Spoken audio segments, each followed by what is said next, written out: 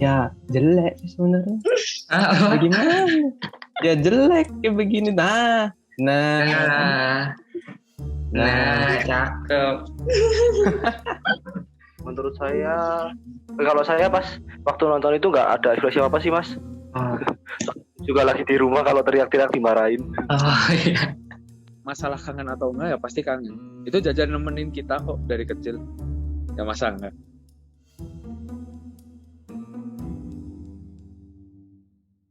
Oke, nama saya Muhammad Ryan Syaban dari jurusan Akuntansi UNSUD 2020. Nama saya Gilang Pradana dari Akuntansi Internasional 2021. Nama aku Alia Nur Fitri, dipanggil Alia dari Akuntansi Reguler 2021. Saya Niam Fauzi, biasa dipanggil Andi. Saya dari angkatan 2020, jurusan Akuntansi Reguler. Nama saya Antoni Setiawan, saya dari Akuntansi Internasional 2019.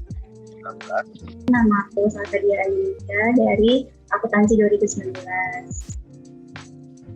Menurut kamu, apakah PPKM efektif dalam menekan penyebaran COVID-19? Alasannya kenapa? Efektif atau tidaknya PPKM yang dilaksanakan oleh pemerintah Indonesia itu bisa dibilang cukup efektif untuk menekan di antar regional. Efektifnya itu di penyebarannya. Karena dengan kegiatan masyarakat kalau dibatasin ya, mungkin tingkat penyebaran virus corona ini bakal menurun gitu. Tapi semakin ke sini semakin kurang efektif dikarenakan memang kurangnya problem solving untuk jangka panjangnya sebenarnya. PPKM ini bukan salah satu cara yang efektif untuk menekan penyebaran COVID karena Masih banyak orang berkeliaran dan berkerumunan. Kalau misal dari masyarakatnya sendiri nggak punya kesadaran, ya buat apa gitu pemerintah ngelakuin seperti itu. Kurang efektif di kayak buat orang yang kerjanya di luar, kayak pedagang. malah jadi salah satu faktor yang bikin banyak orang stres gitu. PPKM terus-terusan diperpanjang tanpa ada kepastian. Gimana sih tanggapan kalian? Mau diperpanjang sampai kapanpun kalau menurut saya sah-sah saja. Misalkan setiap perpanjangannya itu ada peningkatan, Mbak. Patuh aja biar cepat reda juga pandeminya, biar COVID-nya cepat keburu hilang. Kita pun divaksin juga nggak membuat diri kita kebal akan corona kan, tetapi meningkatkan imunitas tubuh. Jadi virus ini kan nggak bakal mati. Itu kalau misalnya diperpanjang terus tanpa ada kepastian sampai kapan, itu kasihan juga mata pencarian pedagang kecil tuh bakal nggak ada gitu. Jadi rakyat kecil tuh bakal sengsara gitu. Itu tapi bakalan nurun kalau misalnya pemerintah tetap memberlakukan PPKM. Jadi nggak konsisten, misalkan 2 minggu ya udah 2 minggu gitu. Itu semua sah-sah saja tanpa kepastian, tapi harus ada yang digarisbawahi, yaitu apakah pemerintah mau bertanggung jawab kepada masyarakat. Soalnya kalau pemerintah nggak turun langsung, ini masyarakat tetap cuma PPKM gitu loh. Mungkin peraturan yang baru bisa jadi solusi baru. Aturan makan 20 menit yang sedang dilaksanakan, apakah terpantau dengan baik di daerah kamu? Gimana tanggapan kamu atas hal tersebut?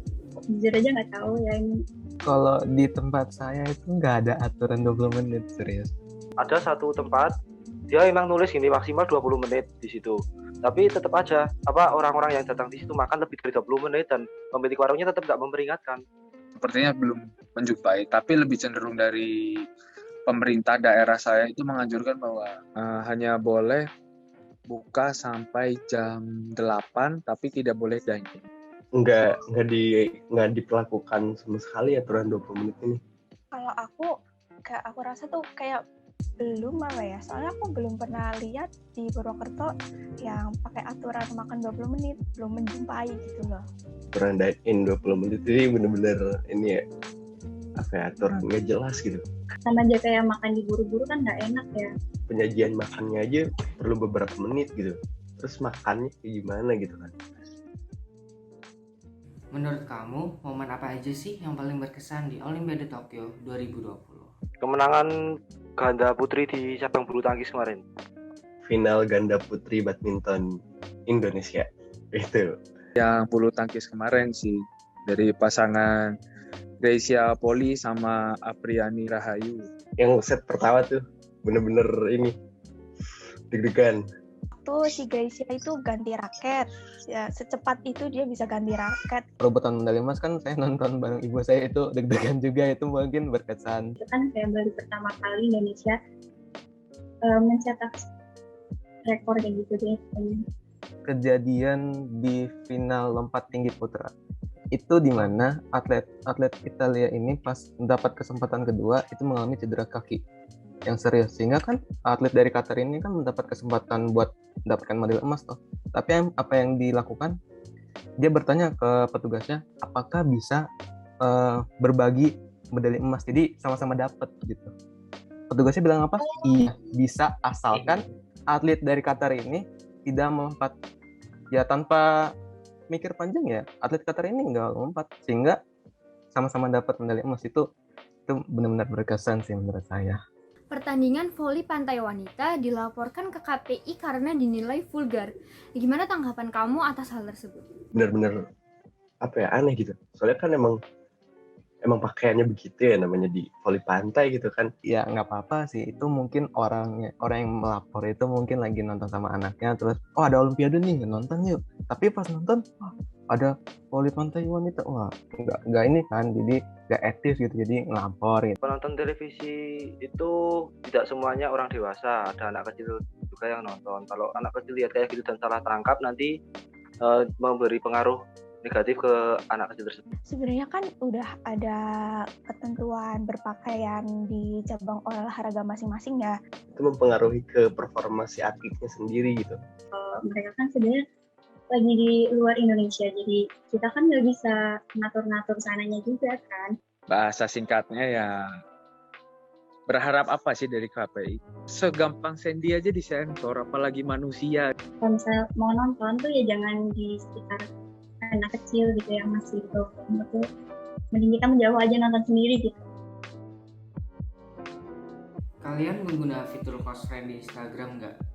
Dan alasannya kenapa? Kalau saya sendiri ya, Iya, Saya jarang pakai fitur itu. mungkin karena saya yang jarang main Instagram, jadi saya kurang tahu ya fitur sana. Saya sendiri tidak menggunakan fitur close friends sih. Fitur close friend jarang dipakai sih. kadang kan kita tuh pengen upload sesuatu tapi nggak pengen semua orang itu tahu, jadi hanya beberapa doang. Ya itu kan ranah publik ya, berarti kita kan nge-share apa yang kita mau share di story tuh ya buat publik. Saya jarang memposting, jarang story ya, kecuali saat ini lagi paid promote, ya itu terkecuali lah ya. Bingung juga bikin yang dimasukinnya siapa aja gitu. Jika ada kebocoran privasi di fitur close friend Instagram, siapakah yang salah? Kalau aku salah yang upload. Yang mengupload. Dua-duanya salah. Nggak ada yang salah. Yang salah itu yang membocorkan. Yang salah itu yang membocorkan sih. Kalau udah tahu itu sesuatu hal yang privasi, buat apa di-upload dan berpotensi untuk dijulitin ya. Kalau ini aib, nggak usah disebar di media sosial. Si yang close friend-nya ini, temennya ini itu udah diberi kepercayaan gitu loh. Soalnya kan kalau kita nge-upload sesuatu itu kan artinya perlu ada izin kalau kita mau menyebarluaskan gitu ya. Kalau sampai ada teman dekatnya yang mengumbar atau membocorkan membocorkan story atau postingan tersebut, berarti kan orang yang upload itu sudah sudah mengunggah suatu keburukan atau suatu hal yang harusnya tidak diunggah gitu loh, Mas. Kalau misalnya kita mengunggah apapun itu, berarti kita siap dengan tanggung jawab. Kita tuh harus siap dengan apapun yang kita posting gitu. Nah, untuk pihak keduanya, apabila memang pihak pertama itu ditujukan hanya untuk orang-orang tertentu, tidak untuk umum, tetapi orang kedua ini dia membagikan untuk umum, otomatis juga ikut salah.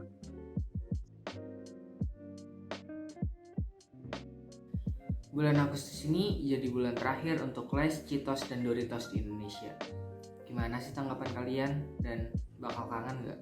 Menyayangkan Lays sih. Kalau aku sih ya udah mau gimana lagi, selama masih ada nasi, selama masih ada beras, insya Allah juga masih hidup. Kalau misalnya nggak ada snack gitu di rumah, ya biasanya saya beli Lays, Cheetos gitu. Cuman kalau misalnya udah nggak ada, bingung juga tuh mau beli apa, masa makanan manis terus. Gue kecewa banget sih karena mereka udah nggak produksi lagi, karena emang aku tuh suka ketiga jajan itu gitu loh. Pasti kalau misal ke Alfamart, ke Indomaret pasti ngambil itu gitu. Ya bikin for life lah. Ya kita anak ekonomi, kita pasti tahu lah. Kalau misalnya memang pangsa pasarnya sudah tidak di Indonesia lagi, kenapa harus berpikir 2 kali untuk bertahan? Kalau bagi saya sendiri sih biasa aja. Mungkin kalau untuk orang-orang yang sudah suka sama makanan-makanan kayak gitu, mungkin akan merasa kehilangan. Masalah kangen atau enggak ya pasti kangen. Itu jajan nemenin kita kok dari kecil. Ya masa enggak?